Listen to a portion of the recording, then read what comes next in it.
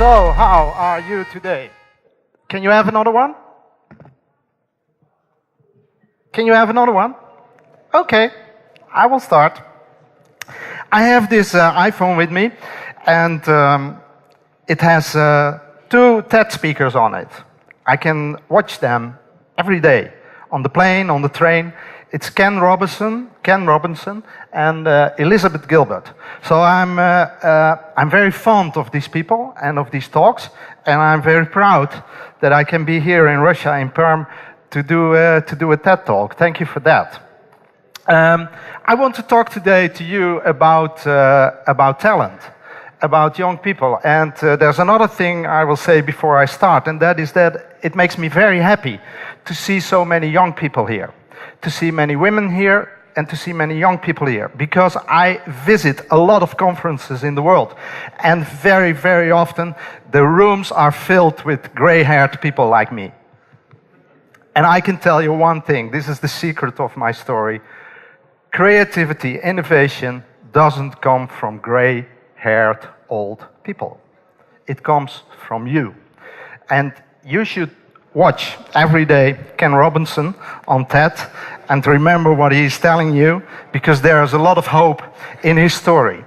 The picture you see here is Westergasfabriek in Amsterdam. It's a derelict, it was a derelict gas factory, and I worked in that place for 15 years. I was the manager of that site, and the local government of Amsterdam, they asked me to create that space into a park, to reuse the buildings for cultural activities, and to find a solution for the very contaminated site. And these 15 years in this spot in Amsterdam helped me in building a tremendous international network. And about the things that I learned in that network, and now I need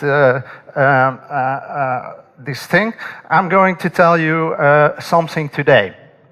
So basically, these projects that I worked on, revitalization of industrial heritage, are in cities. And usually, these projects are in cities that are in trouble, because most of the time these are basically industrial cities, and they have a big challenge today. And before I can talk about that a little bit more, I wanted to point out this, and that is that 10% of the population was living in cities before 1900, 50% today, and that it is estimated that 75% of the human population, you already showed this picture in China, because in China, India, Indonesia, there's an enormous movement going on into cities, but also in countries like Brazil, and in Russia, by the way. Most people in Russia want to live in Moscow or in St. Petersburg. So it's not only people willing to live in cities, but there is a big difference between cities among each other. And the point I want to make is that the more diversely based cities with a historic context and a mixed economy are more attractive than the cities with a unique basis, like an industrial city. Because when the industry is gone, it's very difficult to find a new basis and to find a new reason for people willing to be in these cities. Now, I show you this list, and you don't have to look at the list because it's the obvious list. This is a list from a magazine called Foreign Policy. They publish a list of attractive cities every 2 years, and they put a lot of factors in that, and it's like, how important is a city outside its own borders, how much innovation is there, etc., etc., etc. And you can imagine that every city in the world wants to be in the list. Like every soccer team wants to be in the left part of the list and not in the right part, because then you are going down. You want to be in the left part of the list. So every city that is in the left part of the list is proud, and the cities that in the lower part are in the lower part of the right part of the list, they feel unhappy, but there are thousands of cities which are not on the list. And these are the cities that we are talking about. Now, there is a lot of discussion going on in the last 10 years or so of talking about creative cities. And what we hear, I don't know how this is in Russia, but in the rest of, in Europe and in America, the idea of the creative city seems to be the answer to all our problems. If we are going to be a creative city, all our problems are gone and we are saved. So, you were talking about China. I think that in the 11th five-year plan of the Chinese government has announced that every Chinese city is going to be a creative city.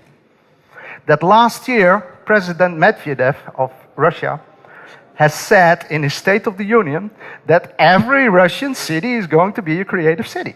So what is a creative city? Is it really going to save us? I think I could talk for hours about this. I usually talk for hours about this. I will skip a lot of my talk and go to the basis. And the basis is this. It is that you need a balance.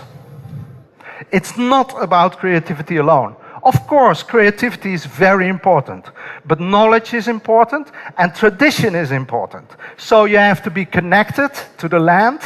You need some belief, you need some reason for being there. You need some linearity, some logic, some knowledge before you can do something. But you also need that creativity. And when you have the balance, then it's okay. So when we listen again to Ken Robinson talking about education, in fact, Ken was saying that our whole educational system is in the lower left corner of this graph. Yeah, it's the whole education system in the world is based on the industrialization system, and knowledge is mathematics and languages. And what he is saying is that we need creativity in it.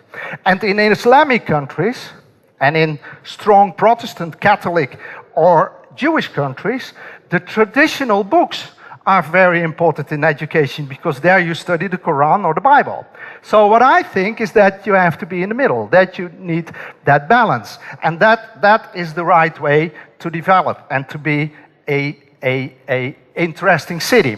But what is it basically all about? These cities are planned by city planners. And the decisions are made by politicians. And the politicians and the city planners are usually in my group. But the people that have to make the decision is you. That are the people between 20 and 35 years.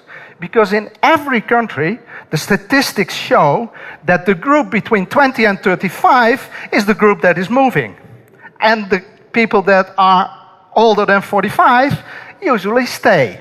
So if you want to do something in your city, you have to attract this young group of people. And these people don't vote in the ballot. They don't vote with the political system. They vote with their feet. Because that is what they do. They move. If you're talented, you just go. Yeah?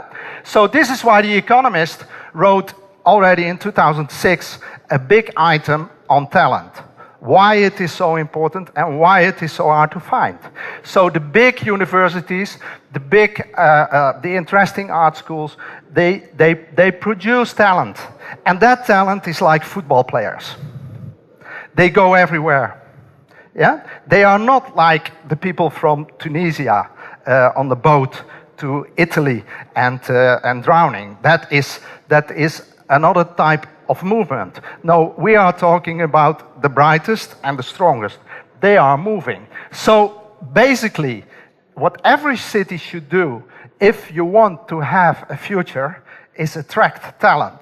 Now, how do they do that? Because in a way, cities are trying to do that. And there are different methods. One of the methods is to build an icon. Because if you build an icon, it's like if you want, as a person, if you want to attract somebody, you make yourself nice.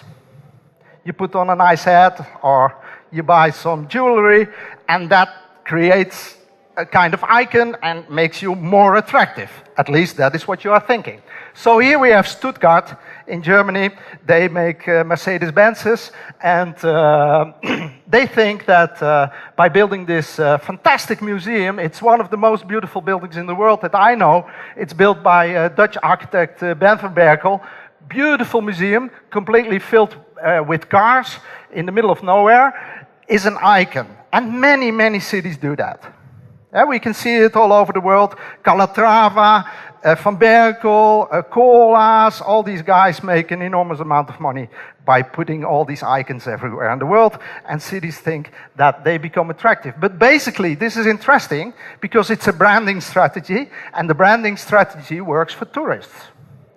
But we need more. You don't need only the visitors, you need the people who want to stay. So, what we see in really industrial areas that are in big trouble is that the infrastructure that has to be made to put the city back on the map, to create new spaces, new possibilities for people to work, like here in the rural area, that the infrastructure itself becomes the icon. Which is very interesting because then we already see some kind of integration. This is what I like. Now, to make a long story short, I think that this new economy, and if it is a creative economy or the post-modern economy, as some other people tell us, that every economy needs a market. And that despite all the technical means that we have to SMS, to Twitter, and whatever we do, we want to sit somewhere and listen to each other's stories. That's what we are doing here today. That is the basis of the success of the TED Talks. People talking and people listening to stories. And that is as old as the world. And that will stay, to listen to each other's stories. And this is why I think that in every city, every successful city that is able to attract talent, the public space, the semi-public space, is the most important thing that we have.